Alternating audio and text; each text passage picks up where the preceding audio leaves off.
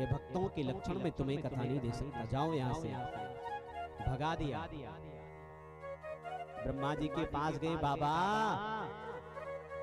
देखो देखो, सुखदेव जी ने डांट करके भगा दिया, मुझे कथा नहीं दिया, सुनाया नहीं। सुखदेव जी ने कहा एक काम करो, 7 दिन तक प्रतीक्षा करो कि इस भागवत को सुनने से परीक्षित को क्या मिलता है।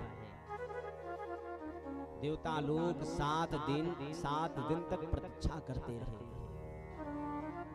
7वें दिन जब परीक्षित का मोक्ष हो गया तो ब्रह्मा बाबा भी समस्त देवता भी आश्चर्यचकित हो गए कि राज्ञो मोक्षम तथापीक्षो पुरा धाता विस्मितः। राजा का मोक्ष देख करके समस्त देवता ब्रह्मा भी आश्चर्यचकित हो गए।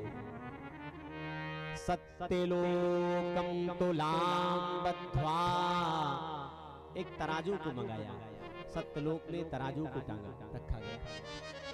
एक पलड़े पर भागवत जी को, दूसरे पलड़े पर अनेक धर्म शास्त्र को, धर्म अर्थ काम मोक्ष अनेक शास्त्रों को रखा गया। तराजू को उठाया गया। जब तराजू को उठाया गया तो जिस पलड़े में भागवत जी रखे हुए थे वो पलड़ा नीचे चला गया। अनेक धर्म शास्त्रों का पलड़ा ऊपर हो गया। अब आप बताओ, वजन की मात्रा अधिक होती है तो पलड़ा ऊपर जाता है कि नीचे? मैं कहता हूं ऊपर जाता। कितनी माताएं कहती हैं?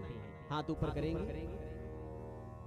हाँ, इसका मतलब आपने ध्यान से कथा नहीं सुना बस। हाँ, आपने रात को दिन कहा तो मैं मान ली।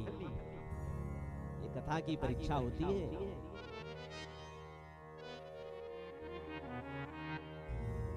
वजन की मात्रा जिस पलड़े में अधिक होती है वो पलड़ा सदैव नीचे की ओर जाता है।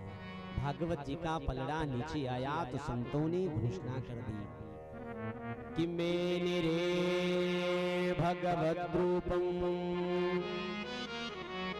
शास्त्रम भागवतम कलौ पठनात् श्रवणात् सत्यो वैकुंठो फलदायकम। इस कथा को पढ़ा जाए। इस भागवत में भगवान आकर के बैठे हैं। महर्षि वेदव्यास जी कहते हैं पहला शब्द है पठनात्, पढ़ा जाए। किसी के मन में प्रश्न उठा होगा, महाराज पढ़ तो वही सकते हैं जिन्हें पढ़ना आता हो, ऐसा भी कोई होता है जिसे पढ़ना भी नहीं आता है? ऐसा भी होता है कि हिंदी इंग्लिश सभी को आती है? तो प्रश्न फिर उठेगा महाराज।